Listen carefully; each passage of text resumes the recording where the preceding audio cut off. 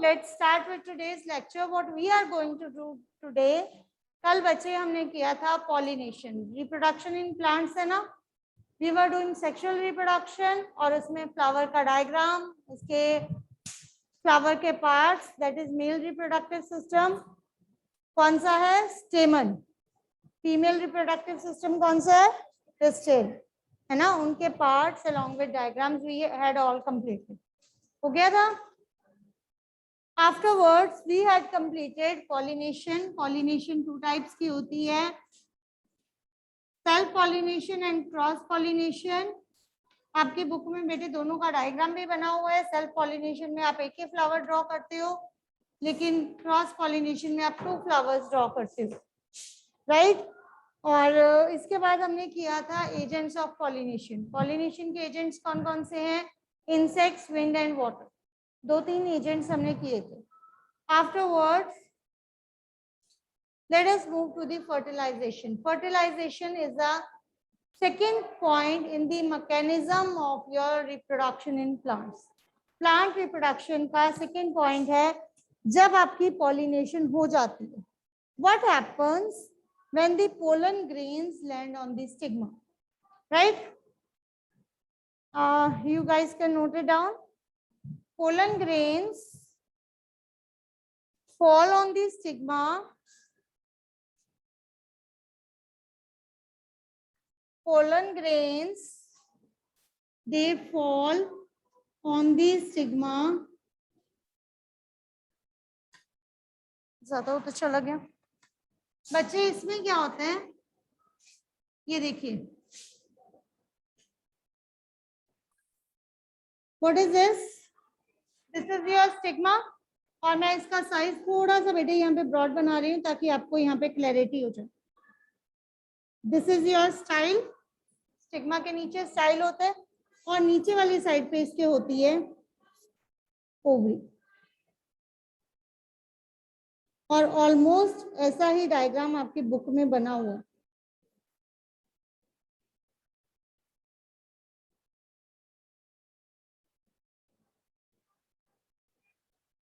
ठीक है. यहाँ से मैंने स्पेस थोड़ी ज्यादा रखी है क्योंकि हमने इसके अंदर एक ट्यूब बनानी, right. So you guys can draw this diagram also. ये बना के रजे. इसके अंदर आपने इसी को रिपीट करना है. मैं इसको ना थोड़ा सा ऐसे बनाऊंगी.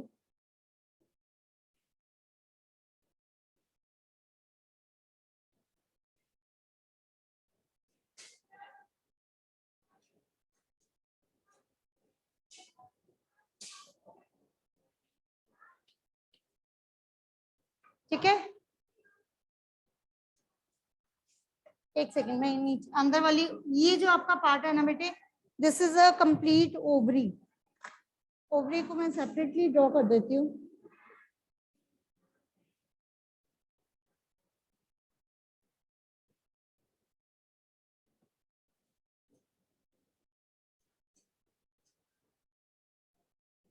This is your ovary. Okay. ये आपकी ओवरी है. ओवरी के अंदर इस तरह की बच्चे यू कैन से एक ओपनिंग होती है और यहाँ पे आपके ओव्यूल्स प्रेजेंट होते हैं और ओव्यूल्स के अंदर होते हैं eggs, female gametes. Here is the female gamete. ये जो व्हाइट कलर का डॉट है it represents the female gamete. Okay. So this is actually the diagram of pistol. Let's start. बाकी स्टिग्मा, स्टाइल, ओवरी आप सबको पता है, राइट. तो मैं इस पार्ट को लेबल करती हूँ. दिस इज ये वाला पार्ट जो है आपका, इसको हम कहते हैं ovary, right.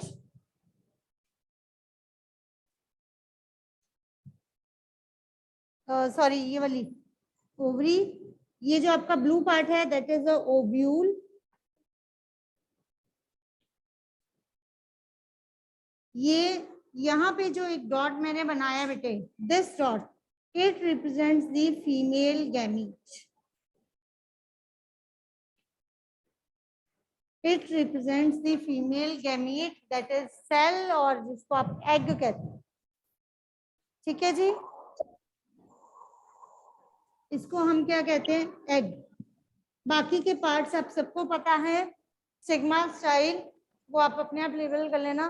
Basically I meant to से व्हाट इज ओवरी। ओवरी ये नीचे वाला पार्ट है और इसके अंदर ओव्यूल्स हैं, और एक ओव्यूल के अंदर हमने एक फीमेल गैमीट को लिया।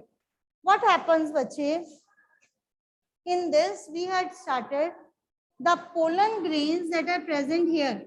यहाँ पे इस जगह पे जो पोलन ग्रेन्स हैं, they strike here.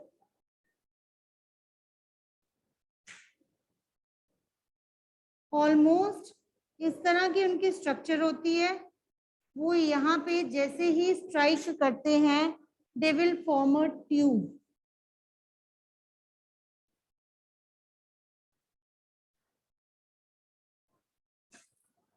Like this, ठीक है। So these are the pollen grains, they strike on the stigma. Pollen grains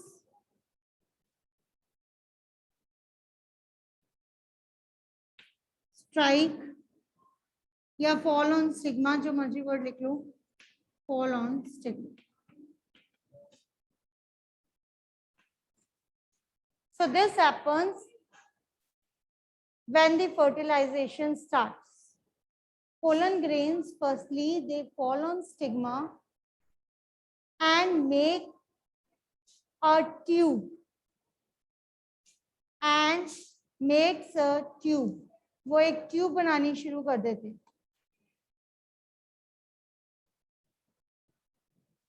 The thin pollen tube, इस ट्यूब को हम क्या कहते हैं, pollen tube. We call this tube as pollen tube. This thin pollen tube, it penetrates stigma. ये stigma को penetrate करते हुए नीचे आपके ओवरी तक आती है।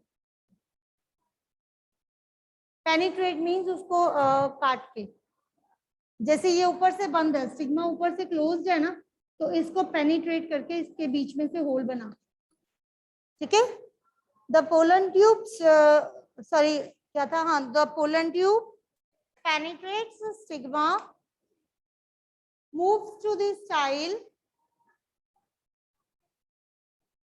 पेनिट्रेट, ये लोग, it penetrate stigma, passes through the style,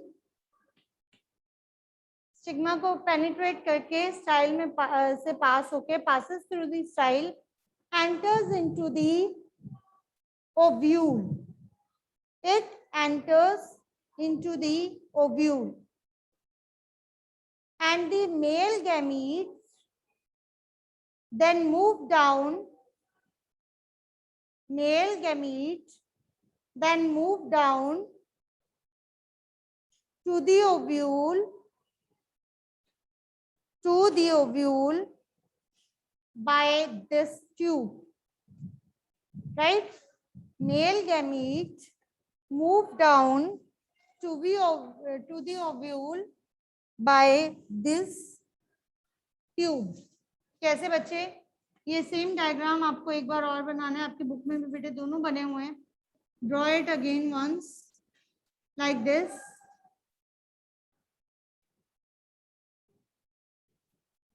ये आपका है stigma style, moving upon two the ovary part.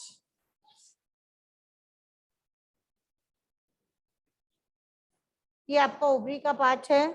Ovary के पार्ट के अंदर ये आपका ओव्यूल है।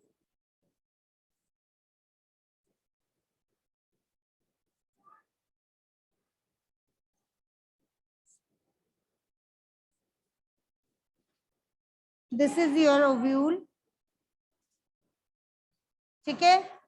और यहाँ पे आपकी एक ओपनिंग थी, और ये रहा आपका फीमेल एग। ऐसे ही है ना बच्चे, it happens like this. Now what happens, your pollen grain when it falls, ये आपका मान लो पोलन ग्रेन है, ठीक है। What happens, its pollen tube is created, which is passing from this stigma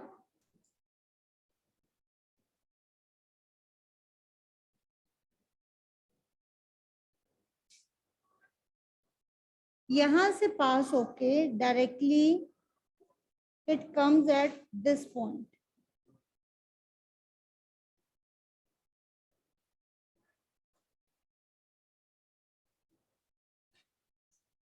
right, like this. ये देखो आपकी tube सीधा यहाँ आ गई है और यहाँ से it enters into the ovule. ये सारी ओपनिंग मिल गई, ये पूरी की पूरी ओपनिंग हो गई.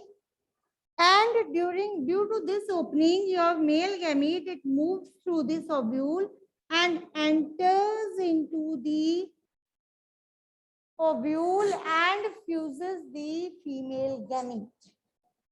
ठीक है, it fuses the female gamete, and after this fusion, what the final product you will get? You will get zygote.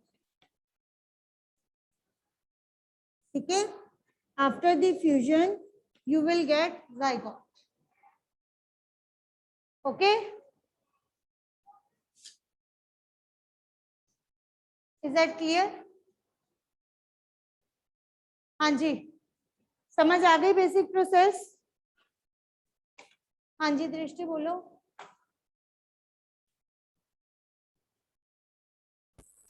Ma'am अभी आप किसी चीज की डेफिनेशन बोल रहे थे, आप प्लीज रिपीट कर दो, मेरी क्लास ना डिस्कनेक्ट हो गई थी.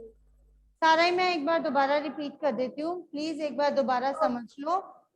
आई वाज कि एक बार डायग्राम बन जाए, डायग्राम से आप सबको एक्चुअली क्लैरिटी हो जाती है. प्रोसेस बेटे ऐसे है कि पहले ये डायग्राम बनेगा, बाद में ये बनेगा. ठीक है, एरो चाहे मत लगाना, पर पहले आगे पीछे मत बनाना. Right, so pollen grains they fall off on the stigma. Right, it grows a thin tube which is called as the pollen tube. ये आपकी pollen tube है. This pollen tube penetrates the stigma, passes through the style, and ultimately reaches to the ovule.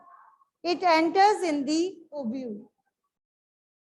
Okay, and male gamete, pollen grains नीचे नहीं जाते. Pollen grains basically ये सारा structure है, ये ऊपर वाला जो बना हुआ है, ये ट्यूब जो बनती है, उस पोलन ग्रेन के अंदर सिर्फ मेल गैमीट होता है, एक एक्स्ट्रा सेल होता है. Male gametes move down through this pollen tube. Male gamete move down through this pollen tube. Tip of this tube burst. As soon as it reaches the ovule, its tip bursts and gets opened. Right? The male gamete, it fuses the female gamete. Male gamete fuses the female gamete present in the ovule. Male gamete fuses the female gamete present in the ovule to form fertilized egg. To form the fertilized egg, which is called as zygote. Okay, it forms the fertilized egg that we call it as zygote. हाँ जी बच्चे, अब बताओ किसी को नहीं कोई चीज समझ आई? तो ये आपकी ट्यूब है, यहां से आपके male gamete, it enters through this pollen tube, enters through pollen tube and reaches in the ovules. बेटे अगर डाउट है आप लोग को अनम्यूट कर सकते हो, otherwise you can keep yourself muted. No doubt ma'am. Clear है सबको? हाँ जी, are you all doing the work और not? Have you drawn the diagram? Diagram should be there on your notebook.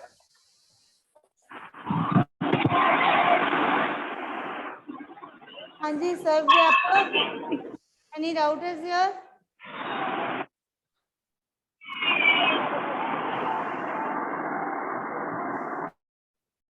Okay जी, तो I think it has been clear. Okay, so that is all for fertilisation. आपकी book में बेटे इतना ही दिया हुआ है और फर्टिलाइजेशन में होता ही है till the formation of zygote. जब तक जाइगोट बन जाता है दैट इज फर्टिलाइजेशन. फर्टिलाइजेशन का प्रोसेस यहाँ पे कंप्लीट हो जाता है और इसके बाद इसी चीज से बनते हैं सीड्स एंड फ्रूट्स. ठीक है, that is to be converted into seeds and fruits. If it has been done, then it's okay. Otherwise, take 1 minute and complete the diagram. Afterwards, I will erase this and we will discuss the formation of seeds and fruits under the mechanism of reproduction of plants. Third point हमारा seeds and fruits वाला है. So kindly complete this diagram and then we will switch it over to there.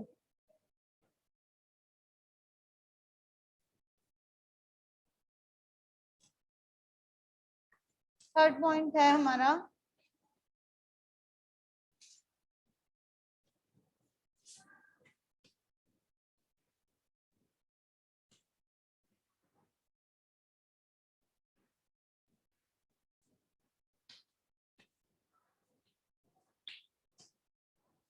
Seeds and fruits कैसे बनते हैं बेटे. बच्चे यही चीजें बाद में मैच्योर होके सीड्स और फ्रूट्स में कन्वर्ट हो जाती हैं. Right, so if it is done, shall I move further? Yes. After this process, after fertilization, several changes takes place. कौन सी changes होती हैं? Number 1, ovary of the flower, it swells up. Ovary swell कर जाती है, ये पूरा part swell हो जाता है and gets converted into a fruit. Right? Ovary, it simply swells up. It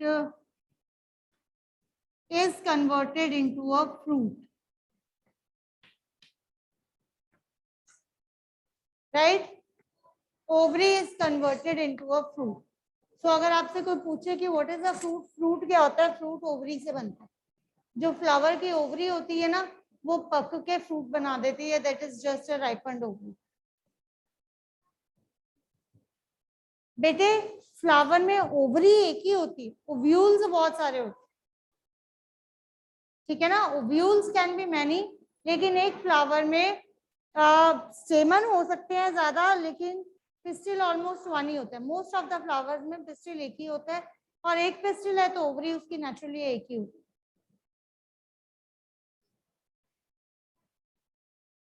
flowers एक थोड़ी होते, फ्लावर्स तो बहुत सारे होते हैं. एक प्लांट के ऊपर बहुत सारे फ्लावर्स होते हैं कि नहीं? ठीक है ना, it is made up of only one flower. So ovary is a ripe, ovary gets converted into the fruit. Secondly, ovules present in the ovary, ovules present in the ovary grow to become, ovules present in the ovary grow to become seeds. They will grow to become the seeds. And what does a seed contain? Seed के अंदर क्या क्या होता है?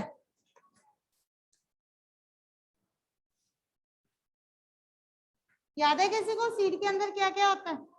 What does a seed contain? Yes, online student, seed के अंदर क्या क्या होता है?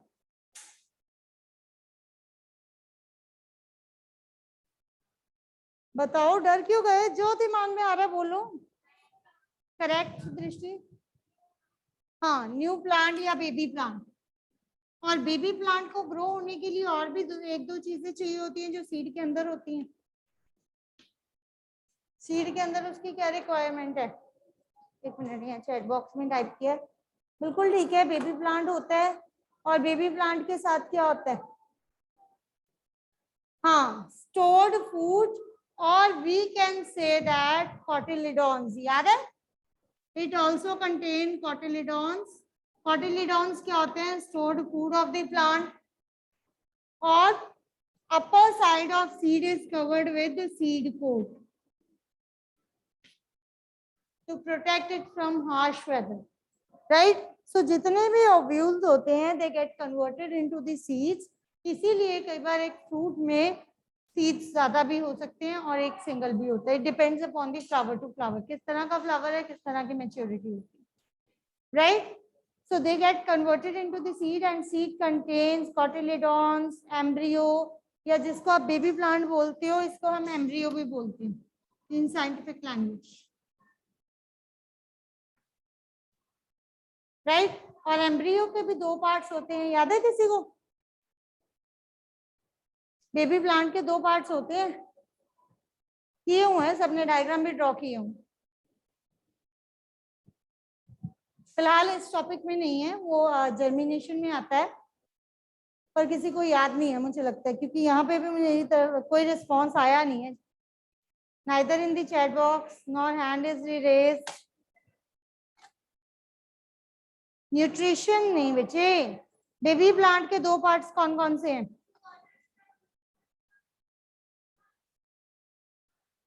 हाँ, रूट और शूट, क्या बोलते थे उनको, याद है कुछ? कोटिलिडॉन्स तो स्टोर्ड फूड हो गया। हाँ जी, बेबी शूट और बेबी रूट को कुछ बोलते थे, चलो वो कल करेंगे, सर्च करके बैठना, ठीक है? सर्च करके बैठना कि क्या बोलते थे उनको। एनी हाउ ये हो गया। और इसके अलावा बेटे ये तो हमारी हो गई ओवरी और ओव्यूल्स। इसके अलावा बाकी का फ्लावर कहाँ चला जाता है? बाकी के फ्लावर के पार्ट्स होते हैं, लाइक उसकी पेटल्स हैं, उसके सेपल्स हैं, इवन उसमें स्टेमन है ना, स्टिग्मा, स्टाइल, ये भी तो होता है। ये सारे पार्ट्स कहाँ जाते हैं? जब फ्रूट बन जाता है after fertilisation, the other parts like stamen, style, stigma, or even sepals, etc., they dry, are dried and fall off. ये ड्राई होके फॉलो हो जाते हैं। That completes the process of formation of seeds and fruits, ठीक है? तो that is the complete formation of seeds and fruits. And what does a fruit do for the seed? Fruit का क्या role है seed के लिए?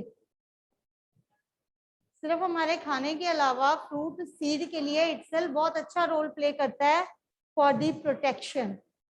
Basically fruit का एक मेजर काम जो नेचर ने उसको दिया है, to protect the next generation of the plant, means उसके बेबी प्लांट को सेव करने का काम है फ्रूट, ठीक है? I think it's clear to all.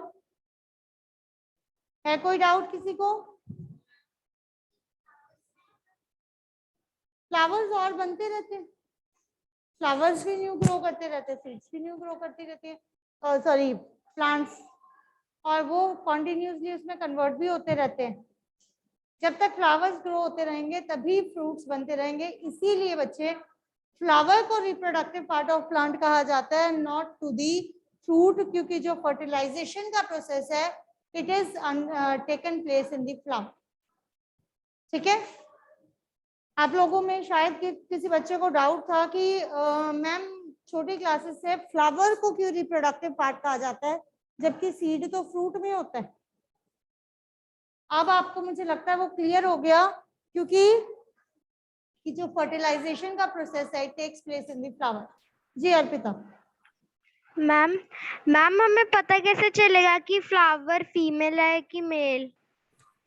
बेटा सीधी सी बात है, फ्लावर का अगर तो उसमें ये पार्ट है पिस्टिल वाला पार्ट, ये तो दूर से ही नजर आता है, पिस्टिल और स्टेम, और उसी से आपको क्लियर हो जाएगा। Tomorrow I am going to show you the flower also, ठीक है?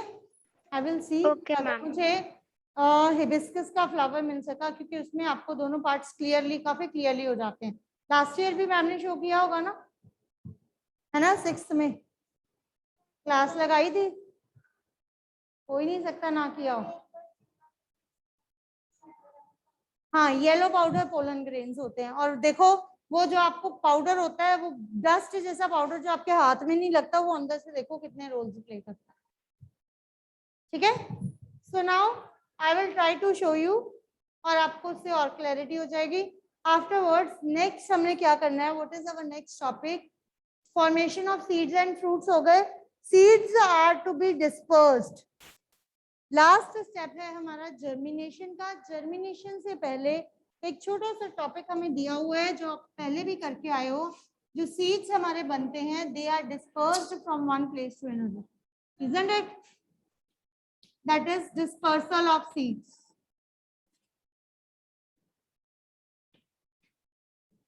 What do you mean by dispersal of seeds? हाँ जी, first bench. Stand up, please. What is dispersal of seeds? बोल जल्दी। लक्ष्य Kochhar, define dispersal of seeds.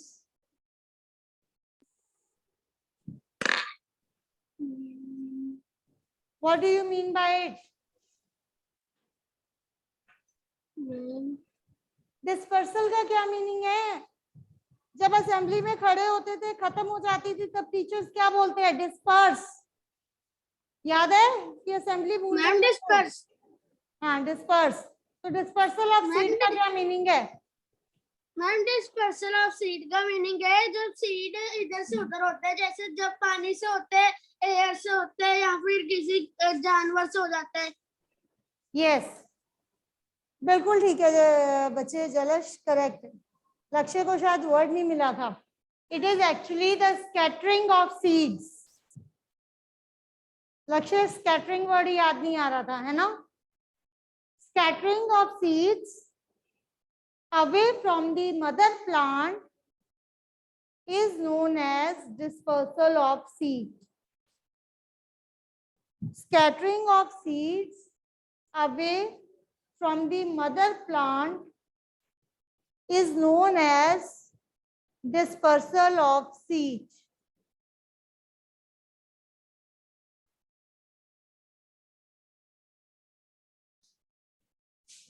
Why it is important? क्या इसका कोई importance है? डिस्पर्सल जरूरी है। एक तो मदर प्लांट से उसके सीड को दूर ले जाते हैं, है ना, और उसको बोलते हैं कि ये जरूरी है। वाई? एनीवन? ज्यादा प्लांट्स ग्रो कर सकें, वो तो ज्यादा सीड्स लगाओगे तो ज्यादा प्लांट्स ग्रो करेंगे। दृष्टि? Yes ma'am. मैम जब सीड किसी के साथ अटैच होकर किसी दूसरी जगह पर गिरते हैं, वहाँ पर न्यू प्लांट्स ग्रो हो जाते हैं। हाँ जी, जहाँ पे नहीं अवेलेबल वहां पे न्यू प्लांट्स ग्रो हो सकते हैं। जसलीन?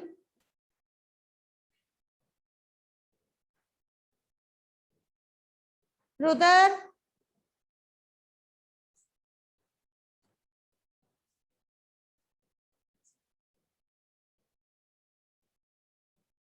जिनके मैम फ्लावर्स होंगे ना, उनके फ्रूट्स होते हैं, वो ईटेबल नहीं होते। हाँ जी जसलीन, बोलो बच्चे।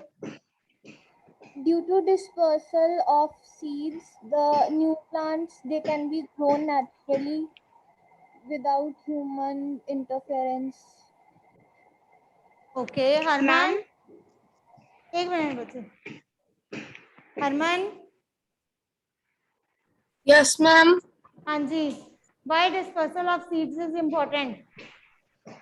Ma'am, dispersal of seeds is important because, ma'am, when many seeds will collapse, then there will be no seed that will grow healthy because everyone is competition? Ma'am. Yes ma'am, वो एक दूसरे के तोड़ देंगे। हाँ, अब देखो ये 7th क्लास है। हाँ जी, यस अर्शिया? मैम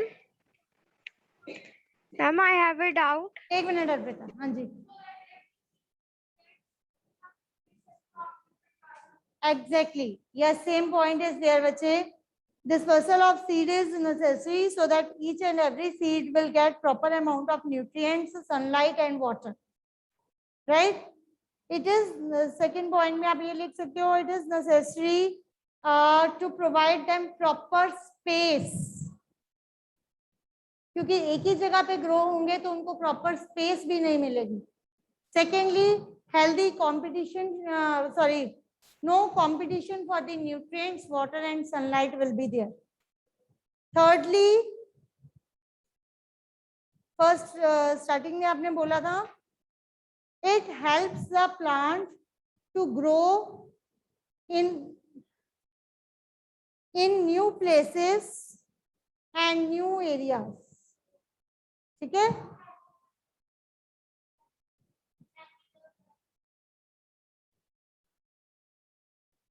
मैं दोबारा तीनों पॉइंट्स बोल देती हूँ. आई डोंट रिमेम्बर कौन सा फर्स्ट था. फर्स्टली आई थिंक, हाँ, so that seeds will get proper space to grow. Arpita, I will ask you a query. So that seeds will get the proper space to grow. Secondly, there should be no competition for the nutrients, water and sunlight. Minerals भी लिख सकते हो, nutrients, minerals, water and sunlight. No competition should be there. Last में मैंने बोला था new places, है ना. Seeds can be grown in new places और न्यू एरियाज, राइट. हाँ जी Arpita, now you will ask your query. हाँ अर्पिता. यस बच्चे. Yes, ma'am. Ma'am, I want to ask that, ma'am, कई soils में plants की growth क्यों नहीं होती, जैसे उन्हें proper sunlight, air and water मिल रही है. बेटे देखो, हर एक सीड की अपनी एक रिक्वायरमेंट होती है. कुछ सीड ऐसे होते हैं जिनको रिक्वायरमेंट ऑफ वाटर बहुत ज्यादा होती है. हमने सॉइल्स पहले भी पढ़ी हुई है, 7th में भी पढ़ी है. जैसे क्लेई सॉइल है, वो बहुत ज्यादा वाटर अब्सॉर्ब करती है. अब जो वाटर अब्सॉर्ब करेगी वो वाटर ही तो देगी ना. हो सकता है सीड को रिक्वायर्ड अमाउंट ऑफ एयर ना मिले, क्योंकि उसके अंदर तो एयर होती ही नहीं है. तो सीड को एयर नहीं मिलेगी, how should it grow. Ma'am मेरे घर में गार्डन है, मेरे घर में बैक गार्डन है, तो मैम वहाँ पे ना पहले प्लांट्स ग्रो करते थे मैम, अब वो रुक गए हैं, अब वो ग्रो ही नहीं होते उस सॉइल में. तो फिर एक उनकी काम growth करो, रुक गई उसका है. बेस्ट आइडिया तो मुझे